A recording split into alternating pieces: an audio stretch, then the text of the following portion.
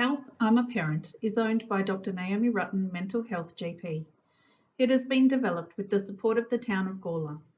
Help, I'm a Parent includes examples, images and references for information purposes only and are not associated to the town of Gawler in any way or form. All information provided and discussed is general advice and should not be considered specific to your own situation. Professional support should be sought if this session raises concerns for you.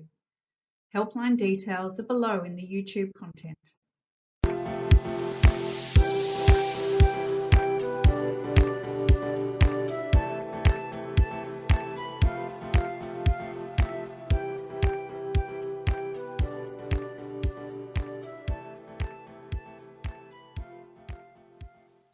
Hi, welcome to Help, I'm a Parent. This is episode 5.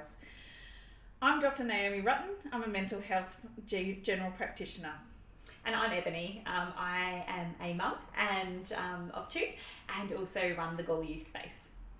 So, following on from our previous episodes, today we are going to talk about the human brain and the difference between a reaction and a cognition. Okay. So this is something I tend to work on with a lot of people to understand the difference, especially when we're talking about children, because young children especially who don't have that formed cognition, as we talked about in episodes 2 and 3, they live more in that reactive state. Yeah. So it's just really, really important to understand the difference. And as they grow older and they start having more cognition, understanding where their levels are.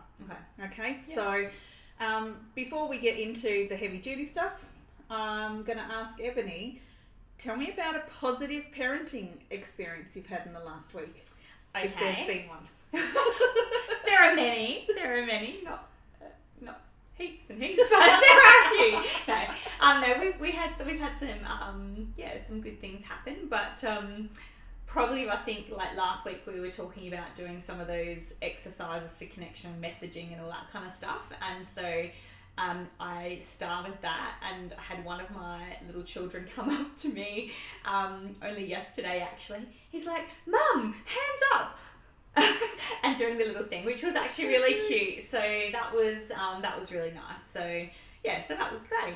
Yeah, that's lovely. Yeah. All right. So tell me about any challenges that you've had for parenting this week.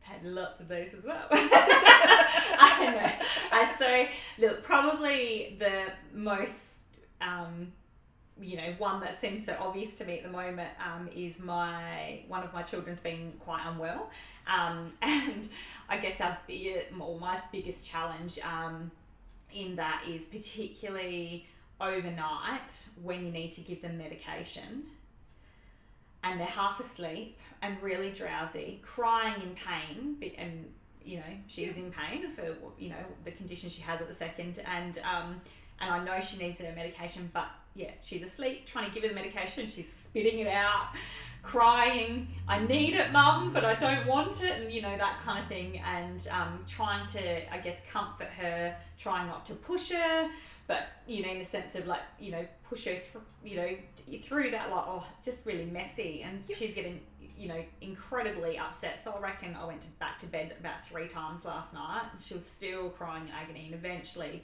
I kind of got there with her. But poor darling, she, that was starting. I was starting to get really frustrated and almost like angry at her, which isn't her fault, But I was just like, I don't even know what to do right now. Really, I don't know how to do that. So what we're going to do is we're going to pick that apart a bit. Okay. All right, because there's multiple issues. So Sure. Number 1, your child is in pain. Yeah. All right. So if we go back to Maslow's, and we're looking at physiological needs. So they need to have sleep. Yeah. So they're already really, really sleepy. Yeah. And we're trying to wake them. Well, they're awake because they're in pain. We also need sleep. Yeah. So when you're considering where you are at, both of you are going to be a bit elevated. Yeah. Because you're tired. Yeah. As you said, she didn't want the medication. And so if you are approaching someone, and again, we're going to discuss this further today. If you're approaching someone who's already on edge, they're likely to see that approach as a threat. Yeah. And therefore they're likely to react to it. Yeah.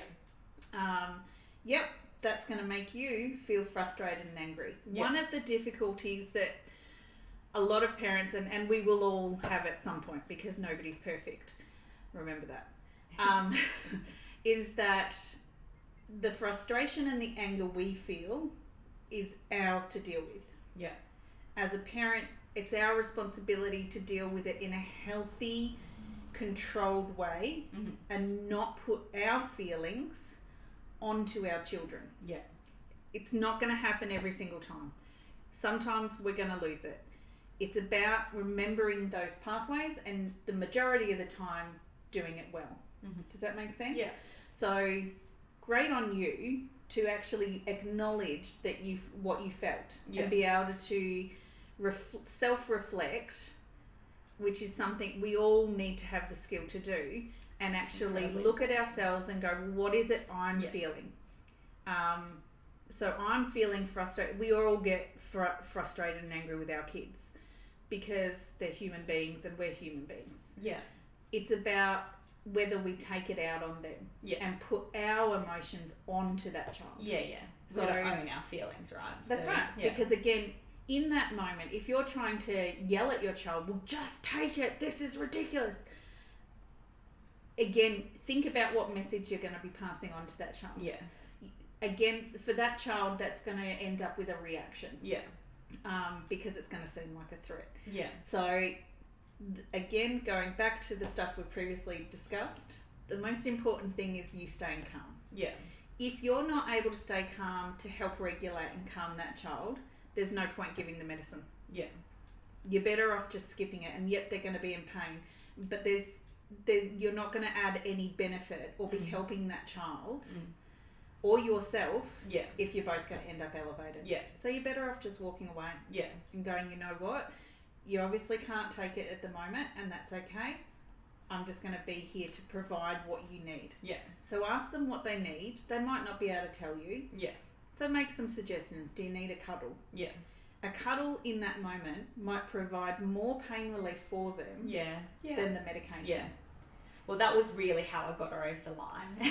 Is that Mummy will let you come into bed and have cuddles with Mummy. Yep. If we can do your medication. Yeah. So. And when there's medication that the child needs to have, and it frequently tastes disgusting, it really does. Some of the medications, when I've had to prescribe it, I specifically don't prescribe some medications because they taste awful. Yeah. So rewards are, I personally, and this is general advice, have no problems with rewards when it comes to medicine that they have to have. Yeah. If that child has to have it, you may not want to give your child chocolate, but if they have to have that medicine, then you know what? You do whatever you have to do. Yeah. Sometimes it's about your own survival. Yeah. And if avoiding an argument means they have chocolate at 3:00 in the morning, personally, I'm okay with that. Like that as a one-off is okay. Yeah. So number one, you've got to pick your battles. Yeah. Meet the underlying need. And again, just stop and recognise, well, is this just going to end up in an argument and everybody being unhappy? In which case, just avoid it. Yeah. So at the end of the day, they're not going to die of the pain. Yeah. It'll be really uncomfortable, but it's not going to kill them. Yeah. And again, for a lot of parents, the child being in pain can be a problem for the parent. Yeah. Rather than the child. Which I think was for me originally, and why I was getting probably so worked up and frustrated, because I'm like, I just want to solve this for you. I want to take that pain away. Yeah. I can tell you're in pain, and I hate this for you. Yeah. So frequently when we think about how society treats people when, say, a child falls over. Yeah. Okay? And they hurt themselves and are crying. It's often the adults who are the ones who are like, we don't like to see the child upset and crying. So we want to stop that child from crying and being upset. So we get them to, and some parents will soothe them, some parents will threaten them. And that, again, that's where we as adults who are meant to have highly functioning brains need to self-reflect and figure out, well, who, what is my emotion, and is it me putting my emotion and my need onto the child as opposed to meeting the child's need. And that's a constant thing that we need to do all the time. Yeah. Okay, so that leads beautifully and very helpfully into wasn't planned into what we're going to talk about today. Okay, cool. So previously we've talked about the human brain and how it develops at the different stages. Yeah. Develops from the bottom up, and we talked about all the different parts. For if anybody wants to look at those, that's episode 1 and 2. Or is it 2 and 3? Might be episodes 2 and 3, I think. Yeah. Sorry about that. So what we need to understand is the difference of how the information flows through the brain. All right? Yeah. So the way I teach this is to imagine the brain as a building. Okay?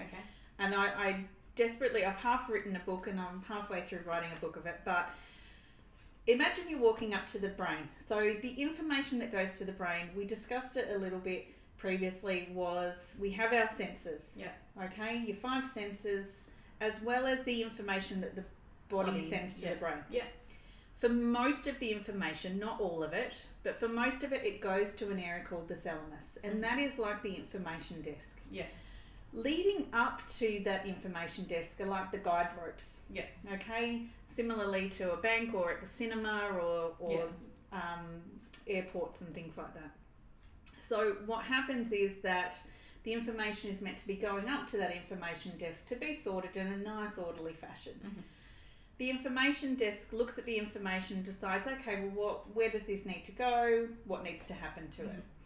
Standing over that information desk and alongside it is a security guard, and that's that amygdala. Yeah. And the amygdala looks at the information coming in, compares it to its memory center, the hippocampus, and decides, based on our memory, is it a threat or not? Yeah. If it decides that it's a threat, then it stimulates the brain to cause a reaction. All right? That level of reaction can vary and increase over time. And it tends to be either the sympathetic nervous system, and that causes adrenaline, noradrenaline, opiates, and cortisol to be released. Yeah. All right? Yeah. So I want you to imagine if you were running away from a lion that's trying to eat you, do you need to worry about a scratch on your leg? Probably not in that moment, no. So the role of the opiates is to make sure you don't feel the pain and stuff, because your priority is to get away from the threat. Yeah. All right. Your options are to run away from the threat, to fight the threat. Personally, I'm not going to fight a lion, but your brain might tell you otherwise.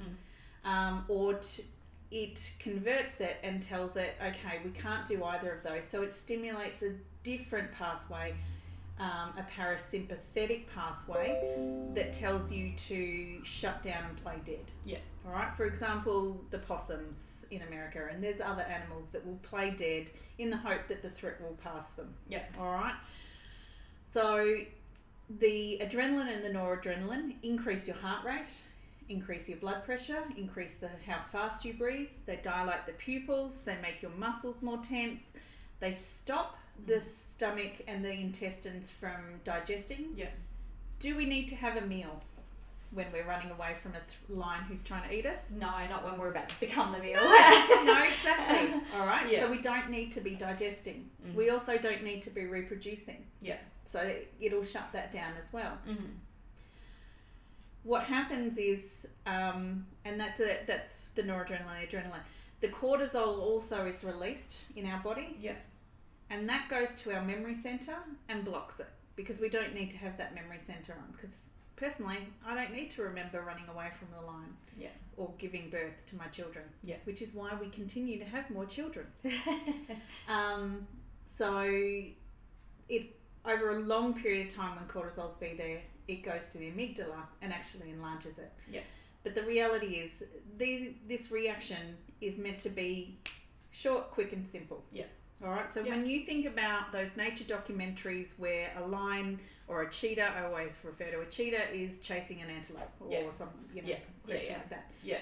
The chase lasts about 30 seconds. Yeah, correct. All right, and that's what it's designed for. It's designed to be on for a short amount of time. Yeah. Okay, not for 24 hours, 7 days a week, which for some of us, our high stress can be on that high for that period of time. Yeah. All right, and what we need to understand is that can actually have long-term effects to our body and our brain and its growth and development. Yeah. All right, so causing or the presence of high stress for either adults or especially for children can affect the way that child's brain grows and body grows and develops. Yeah. So it's very normal to have those little spurts. It is normal to have if a spurt. it's more like the marathon and you've got that happening regularly and quite intently over long periods of time, that is really unhealthy. Yeah, absolutely. Yeah. So understanding that flight, fight sort of shutdown response is just really, really important to understand and recognise in our kids. Yeah. The information is also meant to go upstairs to our cortex. For further processing, reasoning, planning. What are we going to do with that information? And then it comes up with a plan, and the cortex tells our body what we're going to do. Yeah. All right. So what happens is the information goes. I always imagine going up an elevator to level 2. So the thalamus says, "Okay, you can go upstairs. Go up the elevator to level 2." Walks up to another information desk, which is called the cingulate. You don't need to know too much about it, but the reality is it's another information disk. And again, this is all very generalised. It's taken me a long time to get it down to this point. Sure. It's exceedingly complicated. The cingulate then decides, okay, this information is more important and you need to go to room number 2 and this information needs to go there, and it tells all the information where it needs to go. Sure. All right? Yeah. So that's sort of another area. And again, what happens when we're under threat and we've got huge amounts of cortisol, noradrenaline, adrenaline, opiates running through our body, if the body is putting huge amounts of effort into doing that, there is less energy for those areas in the cortex to be functioning. Yeah. Yeah. The priority is to stay alive. Yeah. Yeah. Rather than thinking and planning about your future. Yeah. Does that make sense? Yeah. So living in a survival state is not going to allow you to, you know. And so for children, because their brains are growing and developing at quite an enormous rate over the first 25 years of your life, any prolonged high stress will have an effect on the area of the cortex that is meant to be developing at that stage. Does that make sense? Yeah, absolutely. And it doesn't mean that there's permanent damage. Luckily, our brains can grow and adapt, and we can do healing and repair work and neuroplasticity, thank goodness. Yeah. All right. So it's more just having an understanding about it to again understand where our kid's brain is. Yeah, absolutely. All right. So remembering, and we've previously discussed that, up till about the 4 years of age, our children's brains are living in that emotional state. So there's little to no thinking, planning. I have come across parents who are telling their 3-month-old child that they're being manipulative by crime. Okay? So the reality is cortex is required for thinking, planning, processing. Young children don't have a highly functioning cortex. They are living in a reactionary state. Okay? They require our healthy cortex to be their cortex for them. Absolutely. They are not capable of being manipulative and planning of those things. They're more reactionary and trying to have their needs met however they can get them met. And children will want their needs met in any possible way. Okay? At the end of the day, children want their needs met, and they will do whatever they can behaviour-wise to get those needs met. So they will be naughty if it gets our attention. They're chasing the feeling, right? They don't care what sort of attention it is, whether it's us being angry or loving. They just want our attention and our love and our attention and time. And they'll do whatever that takes, whether that's good, well, I don't personally believe in good or bad behaviour. All right? It's behaviour, and its underlying feelings and needs that person needs. And again, that actually goes further into the process. So I will put up for everybody at home the slide. This is a slide that I've sort of developed, which helps people understand the flow of that information. So the purpose of today's video really is just to get an understanding of that flow of information, and that when the brain is in a reactionary state, there is less and less ability for thinking and reasoning. Which is, sorry, my printer's just decided to arc up. Which is why when we're approaching a child who is yelling and screaming and losing it, trying to talk to them and reason with them and give them instructions is a very cortex left-brained way of approaching things. Now, I'm not saying that that's wrong, but the reality is that in that moment, that child's cortex is probably not functioning. All right? They are more so in a very dysregulated emotional state, which tends to be only accessible by accessing their right side of their brain. So us as parents need to engage right brain to right brain. We are trained and taught as adults to be left-brained, reason, plan, do all that sort of stuff. So we actually need to enter our right brains. So using Ebony's parenting experience this week with her daughter being sick is a great example of how we can approach things. Your daughter was feeling heightened. She was in pain. She's going to be in a very emotional, reactive state. All right. So very, very prone to wanting to run away or fight. Which is just spitting out of medicine, right? It's like, Because again, any approach, again, remember, I always sort of liken it to if you're running away from a lion who's trying to eat you, and somebody comes up to you and says, "Here, have this medicine, it'll make you feel better." You're not really going to be very responsive. Okay, so try and see it from where your child's brain might be, which at 3 o'clock in the morning is not necessarily the easiest thing to do. So again, be a bit kind to yourself, be a bit compassionate to yourself and a bit understanding. It's okay to not be perfectly calm and collected at all times.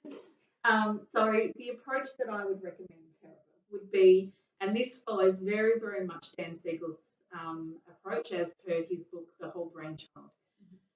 If the child's brain is in an emotional state, utilising left logic is not going to work because their cortex is not functioning on.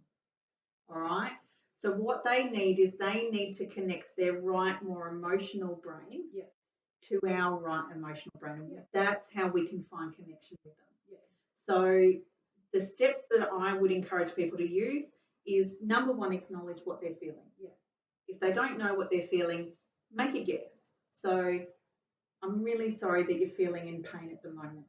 And then empathise. Once we're empathising, empathy is in the right side of the brain. It is not instinctive. It is not something we just are born with. We actually learn it, and it's in that right side of the brain. I can see you're in pain, and I'm really, really sorry that you're in pain at the moment. Nobody can get angry with you if you are just acknowledging them and empathising with them. And I use this on all human beings because it works. All right, so try it. Give it a go and just try it. Right brain to right brain. The next step is, what do you feel you need? So in that moment, yes, she was in pain, but she might not have felt that she needed medicine. I'm jumping because I know that that's what she Exactly. As adults, we know what she needs. So try asking them, what is it you feel you need at the moment? So in that moment, for her, the hug might have been the priority. We as adults who have our thinking brain on go, well, you need medicine. Again, that's our agenda, not their agenda. Our job is to meet what they feel their needs are, not what we think they need. All right, so ask them what they feel they might need, then either meet that need, or if they don't know what they need is, you can make a couple of suggestions, expecting that they will react to it. It's more about letting them know that I'm here for you no matter what. Okay? And then again, I would stay nearby them to help regulate them. So if they've got a dysregulated brain, they need your brain to be present so that it can regulate to it. So I would lay alongside her and just breathe. Practice a breathing Which exercise. is actually what we ended up doing, and I'm not kidding, within probably 3 minutes, she was like so deeply in a sleep. You know, like, oh, good. Like it felt good then as a parent to kind of go, oh, I know that, help to kind of like, So the big things from that are, number one, figuring out whose agenda am I trying to meet? We as parents and as adults will know logically with our left brain what is needed to help her feel better. But we have to stop and remember, well, hang on a minute, what is it she feels she needs in that moment? If we like, in all honesty, this isn't even just about kids, this is just relationships in general, right? It applies to everything. We, often think for, our partners or our friends, we think we know what they need based on what they've said, but sometimes when someone's having that emotional vent or whatever, sometimes all they need back is someone to empathise with them and to hear them and basically follow that same kind of thing. Ask what they need, respond accordingly. This is exactly right. I mean, I learned this techniques through all the things that I've done. So through reading Dan Siegel's works, doing courses of his online, through doing the courses and education through Australian Childhood Foundation. And the reality is, yes, you use it as a parenting approach. But I use it for my patients. Absolutely. I've had patients who are exceedingly angry about situations at times. And again, if you utilise this with anybody, especially when they're in an emotional state, you're meeting their needs and you're helping to regulate them to you. So it can be really, really useful in workplaces as well, to help de-escalate those situations. It's a really useful skill to have, to be able to stop and recognise, where is this person? Are they actually in a reaction state or are they in a cognition state? Now, the reality is, it's not one or the other all the time. We will have some level of stress. So we talked about in the previous episodes having that 5-point sort of scale of, okay, I'm at level 1, which is cool, calm and collected, and I get more and more and more stressed until I'm level 5 and I'm exploding everything. All right. So the reality is, and what I teach people is, as we get more and more stressed, so at level 1, our thinking is excellent. As we get more stressed, our thinking decreases. So I will often utilise what we're going to practice with our stop, pause, play, which is we stop and check in with ourselves, but also just stop and think, well, where is that person? Where is that child on their scale? How capable do I think their brain is at reasoning and logic at the moment? So I'm just thinking of an example of when my son hurt his thumb and he came racing over to me, absolutely distressed, because his brain was telling him that pain meant that something was broken, which meant that he was under threat and he might die. Because we've got to remember that part of that brain, that reactionary brain, is telling them, if we don't run away, if we don't fight, then we will die. That is what that part of the brain is for.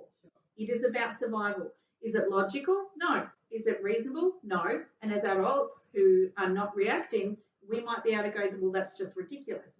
It's not about what we think. It's about what their brain is telling them. And in that moment, my son's brain was telling him that he might die as a result of this. All right. So what he needed was me to stay cool, calm and collected and connect my right brain to his right brain. My husband was very, very much trying to help, but came up and instructed him to have a drink of water because that would help. So the reality is that's an instruction, that's direction, which is left-brained. My son, not surprisingly, told him to go away and pushed it away. Okay? Yeah. Because they're not in that position to be able to do it. Adults are the same. If we are in a reactory state, we are reacting because that part of our brain, that amygdala, has made the decision that we are under threat and that our life is under threat. Yeah. And that takes priority over planning and all that sort of stuff. So it can just be a really, really useful thing and a really important thing for us all to understand. Number one, where are we at to meet the needs of the person that we're trying to help? And as you said, it completely applies to parenting, but I do use it for absolutely every aspect of my life because it works. And again, we've talked about this in previous ones and we're going to practice it for most of them. We need to stop. We need to check in, where am I at? Where am I at on my scale of 1 to 5? Because and it can be really surprising sometimes when you do it to just go, oh, actually I'm at a 4. Okay, I really need to do something. What I tend to encourage people is that the adrenaline and noradrenaline, remember, gets the body all tense. So do something physical. Sometimes doing a play activity, like we did last week, play is in the brainstem. You cannot be reacting if you are playing. So play can be a really useful way of just calming yourself down. And just going, okay, well, telling yourself a joke or a limerick. I not infrequently at the end of appointments with patients will go through a list of jokes. All right, so I'm going to end today with a really funny joke, which all of my patients, to just bring us back in. All right, so yes, exactly. So yesterday I tried to catch some fog, missed.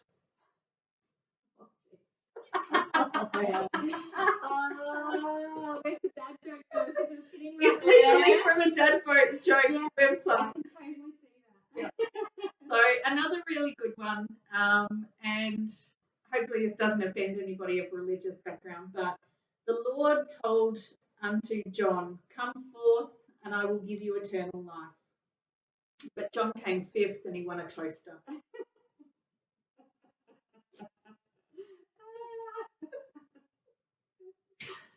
So again, I know. So it's just to emphasize that if you are in play mode, so, and as parents, we've probably all found that we do it. We'll try and be silly with our kids when they're losing it. To try and, some people will say to snap them out of it. And it's really just entering that play center of the brain, because when you're in that play mode, you cannot be in a reactionary state. That's right. The tickles. Sometimes, like it will be something like that with mine at their ages at the moment. And we use it because it works. All right. So homework for everybody this week will be try and involve some play into things. If you see that your child is, and I wouldn't recommend it when they're a 5 out of 5 and completely losing it. Although I'd love to hear your story. Which is just a reminder, please feel free to post any scenarios or stories or suggestions or questions that you would have onto our Facebook site, which I will put the link for at the end of this video. Thank you all very, very much for joining us today. Thank you to Ebony for coming and sharing all your life and your stories. And we look forward to seeing you in future episodes. Bye.